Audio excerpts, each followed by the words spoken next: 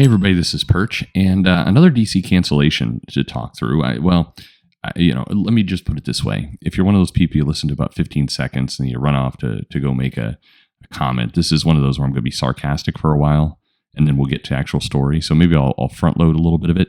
Robin is absolutely being relaunched. So Robin is being canceled. This is a solo series starring Damian Wayne. They're currently in Robin versus Batman, or Batman versus Robin, however you want to look at it. This is leading to the Lazarus World storyline that is part of the dawn of DC in the new year. And then Robin is absolutely coming back as a comic. I know some of the people being talked to relaunch it. It will be relaunched as a limited series, like the son of Clark Kent, Superboy, Jon Kent, whatever. Is it going to be relaunched as a limited series like that? Possibly, probably. Who knows? But at any rate, it is coming back. So why is Robin being canceled? Well, the clear, obvious, anyone could see it, a reason is that it got off on a bad foot when they put in Gleb Melnikov as an artist. And Gleb decided that one of the most key things he could do is attack people on Twitter, notably John Byrne, who, as fate would have it, was actually... had an omnibus coming out from DC at the time. It actually rose to the top of the charts for DC's graphic novels omnibuses for a while, and definitely a strong seller. And so DC, upset that Gleb Melnikov was attacking one of their own, decided to not put as much energy behind the book, and thus it didn't get promotion, even though it was related to the Bat family. That's why it was canceled. Okay, clearly that is insane, but not. It's just as insane as this reason. So this is where people, Rich Johnston, Rich Johnston. I always get mixed up. Rich Johnson, I believe, is a wrestling reporter. Rich Johnston is the guy nobody wants to see at Comic-Cons, except for a few, whereas everybody else just tries to avoid, not talk to, or file restraining orders. Anyway, Rich is somebody who has decided the best way to generate hits for his site, Bleeding Cool, is to speculate that DC canceled Robin. It's tongue-in-cheek. He's also being sarcastic, but he's being sarcastic to prove a point. Now, what point is he proving? Well, he's irritated at the people who are calling out the son of Superman, the Jon Kent comic, who were celebrating it being canceled for being too woke and too gay. Now, the whole thing is silly, because if you listen to the stuff at the beginning, a lot of people either jumped the gun or also did not read the full article from DC. The son of Superman, Jon Kent, is being canceled as an ongoing series, or ended, and it is being relaunched as a brand new #1 limited series, part of the Superman family. And then they're bringing in 2 new super kids from Warworld that will kind of, take the place of the people who say they were upset that they aged up Jon Kent. None of this will work, but we're certainly building the Superman family, because if there's one thing DC needs, it's more characters running around in the same family of a hero. There's just not enough of them. We have a Batman family, we have a Wonder Woman family, we have a Flash family, we have a Green Lantern family. Far time that the Superman family exceeded a dozen people. Why is DC doing this? They're all Mormon. That is why. That is a secret plot behind. Anyway, so a number of people went all in, kind of celebrating, jeering. I don't know, saying, "Look, I was right. When DC canceled the Jon Kent comic that Tom Taylor wrote. Now, why were they so happy that it was canceled? Well, in part because Tom Taylor was so aggressive on social media, saying anyone who disliked his book was a bigot, and that it was actually selling amazingly well, one of the best-selling comics in all of DC.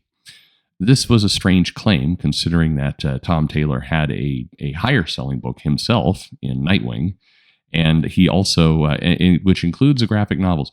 One of those things, this is where, and lots of people, all sides of this stupid culture war, like to do this. They will take a single moment in time, and they will use it to try and claim this is the only proof that matters. So when just for how it works, and I don't set the rules, and this is just common sense. So when a new graphic novel, book, omnibus, whatever it is, launches on Amazon, there's one of 2 things that happens. One of these things happens about 95% of the time. The other thing happens 5% of the time. The 95% of the time thing that happens is that the book that is brand new and launches does really well for 2 days. Basically, everyone who's interested in this book buys it, and it goes high up in the charts. Then 2 days later, it tends to fall back to where it normally is.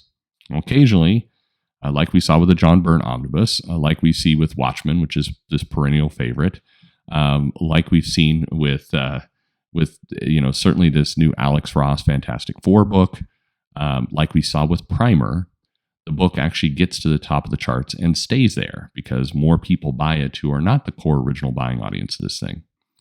At any rate, Tom Taylor often pointed to the fact that the trades for his Superman book, the Jon Kent Superman book, were at the top of the charts. Of course, what he didn't mention when he was going on the warpath a little bit was that 2 days later they fell back down the charts, and that's not a big gotcha at Tom Taylor. That's how all of the books, with a few exceptions, like I mentioned, tend to behave. This makes common sense. People who want it buy it. Can it get beyond the people who want it in the first place? So anyway, he was very aggressive. So him being very aggressive and kind of mocking the people who did not like the shift of Jon Kent to being bisexual or gay, or he's cited as bisexual in Future State. We saw what appeared to be a romance with Yara Flor, but it was unclear what was actually going on there. Certainly had the relationship with Gossamer.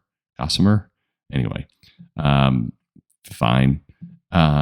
It doesn't really matter. I mean, to be honest, when I say it doesn't really matter, it doesn't really matter to the outrage aspect of it. That's how they decided to write him. Fine. People have been pissed about Jon Kent long before Tom Taylor came onto the scene. They were pissed when Brian Michael Bendis aged him up because they enjoyed the young character version. And so a lot of the anger that goes on around Jon is about that. It stemmed from that, began with that.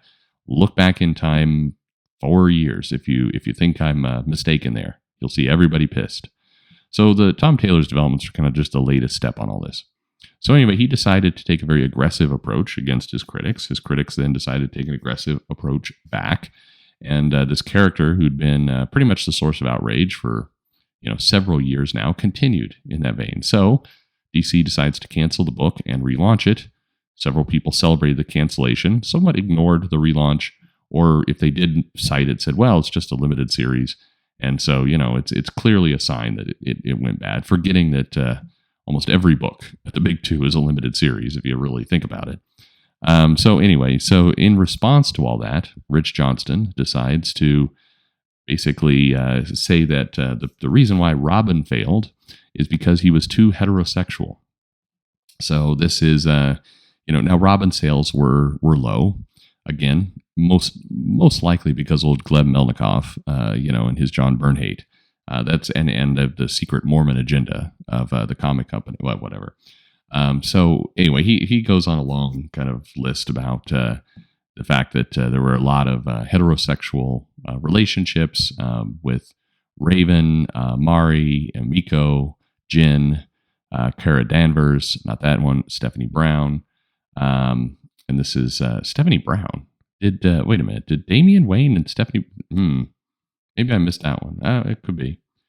Anyway, so regardless, this is meant to be kind of a gotcha, I guess. Is that what's going on here? But regardless, Robin has been canceled, and definitely in the dawn of DC, as they look at the new titles, a lot of stuff being relaunched. As I mentioned, I'm in touch with a couple people who are pitching for the book right now. So definitely there will be a return to Robin. But for the moment, Robin has been canceled. This continues the nonsense bullshit. Anyway, let's see how does old Rich deliver his coup de grace in this. It says, naturally, the YouTube Comics commentators will be celebrating the cancellation of this comic book 3 months ago as proof that DC Comics has failed its traditional base of gay comic book readers who've been reading its comics for decades by trying to chase after the straight dollar who don't even actually buy comic books. Either that or they will ignore this story completely, concentrate on the cancellation of Superman, Son of Kal-El, which consistently sold more copies of Robin by like 8,000. But I mean, Sure. And somehow blame said cancellation on the comic book having a bisexual lead, which they keep referring to as gay lead, call it woke without actually acknowledging the definition of the word, or that it was canceled one issue later than Robin, and that it is also spun off into a news miniseries, or acknowledge that this sales pattern is common across the comics industry, no matter how woke or non-woke the comic may be. Don't you love a run-in sentence like that? Hey, Rich, you know how you have complained at different cons to lots of different people about, not having a job inside the comic industry, and as a writer, and you're a writer, why can't you get stuff? You've had many long sessions with people late into the night. Maybe it's because you write like that. You write terrible. You're an editor's nightmare. Anyway, look, this stuff is all disingenuous. I hate it, all of it. Every aspect of this story, every aspect of every piece of it is disingenuous. Yes, the comic industry relaunches things all the time. No, it wasn't always this way, and it is accelerating. That's unhealthy. It's clearly unhealthy because the average mean of sales, which used to be over 100,000, fallen to 75, fallen to 50, now hovering between 30 and 40, is not healthy. Now, we can continue to poke each other with sticks and claim that, it's always been this way, or the comic industry is better than ever, or the wokes are killing us all, or whatever you want to do. But facts are facts, and the facts are the sales are trending down overall. For the straight stuff, for the gay stuff, for the bisexual stuff, for the non-binary stuff, for everything else, it's trending down. Comics does need to pick itself back up. And we can continue to lose little bits of information, little points to try and help prove our case. But the big picture is pretty easy to digest at this point. The rinse and repeat relaunch of comic books, which has definitely accelerated, doesn't help anything, especially for a collector's market, where for 50 years we tried to push collectors as the reason behind comics. Now we have not jumped into the new audience that the comic companies are desperately trying to get. And yes, even though we want to try and make a little joke there about trying to chase after the straight dollar who don't even actually buy comic books, the real problem is less and less people are buying comic books overall. Straight, gay, transgender, whatever it happens to be, white, black, male, female, fewer people are buying comics, period. Oh, but what about this article in the Beat says comics are higher than ever? I'm talking about Western comics. You know I'm talking about Western comics. Everybody knows what I'm talking about here. I'm not talking about webtoons, not talking about crowdfunding, not talking about manga, not talking about YA. I'm talking Marvel, DC, the traditional comics block. And if the answer to that is, well, everything dies, well, congratulations for ripping off Jonathan Hickman from his New Avengers series. But no, everything doesn't have to die.